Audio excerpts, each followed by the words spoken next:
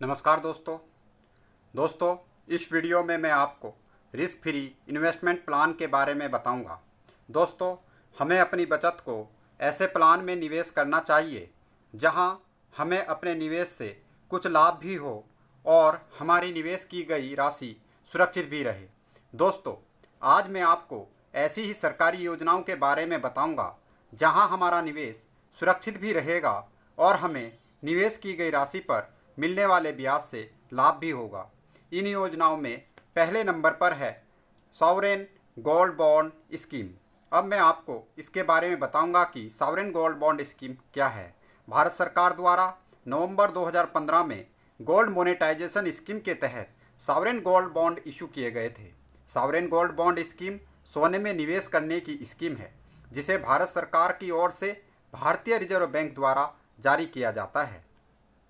इस योजना में निवेशक को गोल्ड बॉन्ड जारी किया जाता है और बॉन्ड्स को मैच्योरिटी पर नकदी में भुनाया जा सकता है।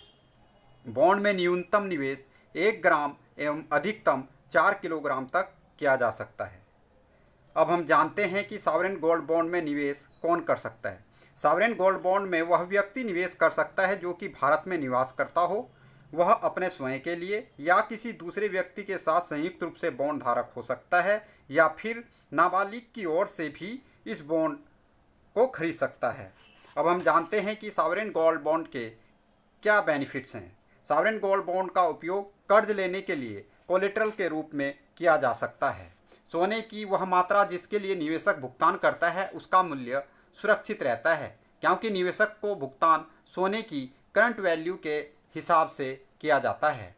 ये बॉन्ड रिजर्व बैंक द्वारा जारी किए जाते हैं, इसलिए निवेशक इस रिस्क से बच सकते हैं कि बॉन्ड इशू करने वाली कंपनी दिवालिया ना हो जाए या भाग ना जाए।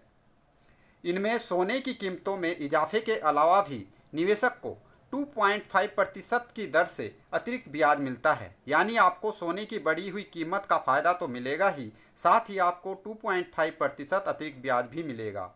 इसमें किया गया निवेश मैच्योरिटी पर टैक्स फ्री होता है। वर्तमान में सॉवरेन गोल्ड बॉन्ड स्कीम 2023-24 चल रही है जिसमें निवेश सितंबर 11 से 15 तक कर सकते हैं एवं दिनांक 20/9/23 को बॉन्ड इश्यू होंगे। टेन्योर, इसका टेन्योर 8 वर्ष होता है जिसे 5 वर्ष पश्चात प्रीमैच्योर रिडम्पशन किया जा सकता है। सेल्स चैनल, इन्हें बैंकों, पोस्ट ऑफिस, NSC, BSC से खरीद किया जा सकता है। नेक्स्ट है नेशनल सेविंग सर्टिफिकेट। अब इस स्कीम के बारे में जानते हैं। इस स्कीम में सिंगल या ज्वाइंट अकाउंट खोला जा सकता है। इसमें कम से कम ₹1000 एवं इसके मल्टीपल में राशि जमा की जा सकती है, लेकिन अधिकतम राशि की कोई सीमा नहीं है। इस योजना के अंतर्गत कितने भी खाते खोले जा सकते हैं।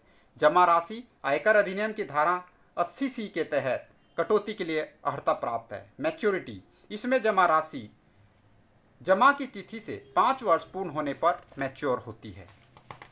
आइए अब किसान विकास पत्र के बारे में जानते हैं। इस स्कीम में सिंगल और ज्वाइंट अकाउंट खोले जा सकते हैं।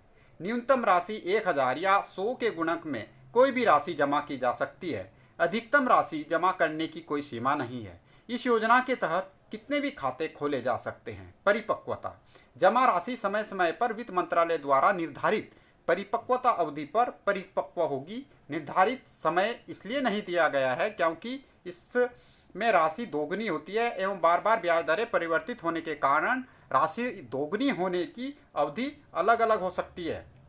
ब्याज, दिनांक 1/4/2023 से 7.5% चक्रवृद्धि ब्याज दर है।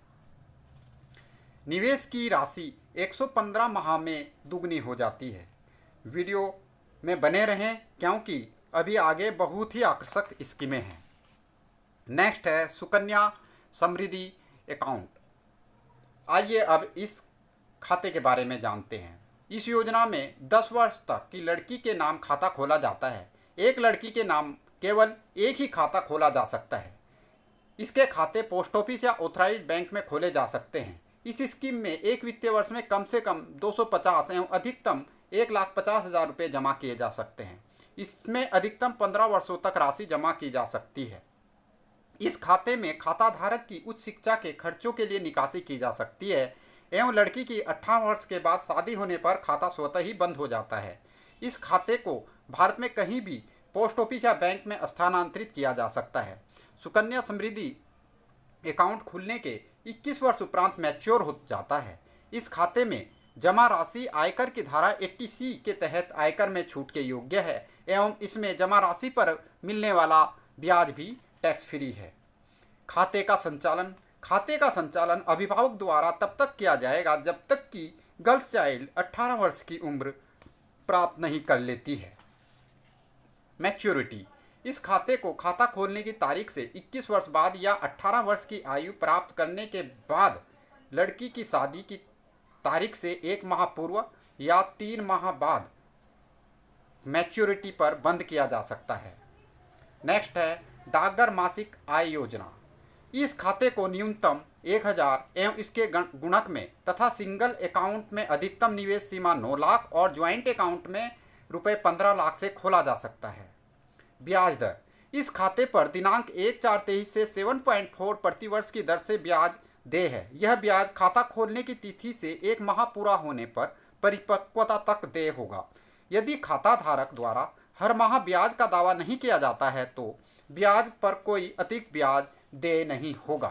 परिपक्वता, संबंधित डाकघर में पासबुक के साथ निर्धारित आवेदन पत्र जमा करके खोलने की तिथि से 5 साल की समाप्ति पर खाता बंद किया जा सकता है। इसके अतिरिक्त यदि परिपक्वता से पहले खाता धारक की मृत्यु हो जाती है या नामांकित हो जाती है तो खाता बंद हो सकता है और नामांकित या कानूनी उत्तराधिकारी को राशि वापस दी जा सकती है। ऐसी अवस्था में ब्याज का भुगतान पूर्ववर्ती महीने तक ही किया जाएगा। नेक्स्ट है वरिष्ठ नागरिक बचत योजना।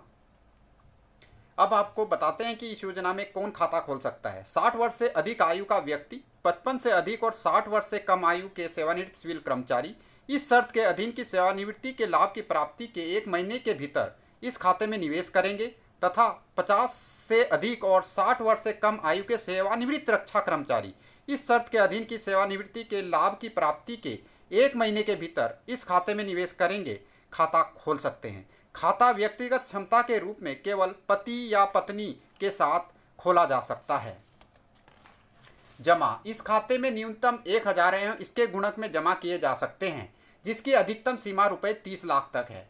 टैक्स, आयकर अधिनियम की धारा 80C के तहत इस योजना में निवेश पर आयकर में छूट है, लेकिन इस खाते पर मिलने वाला ब्याज एक वित्तीय वर्ष में यदि 50,000 से अधिक है तब भुगतान किए गए कुल ब्याज से निर्धारित दर पर TDS काटा जाएगा एवं यदि ब्याज निर्धारित सीमा से कम है तो TDS नहीं काटा जाएगा। परिपक्वता पर खाता बंद होना, खाता खोलने की तिथि से 5 वर्ष बाद खाता बंद किया जा सकता है और यदि खाता धारक की मृत्यु हो जाती है तो ऐसी अवस्था में मृत्यु की तारीख से बचत खाते पर मिलने वाले ब्याज की दर से ब्याज दिया जाएगा।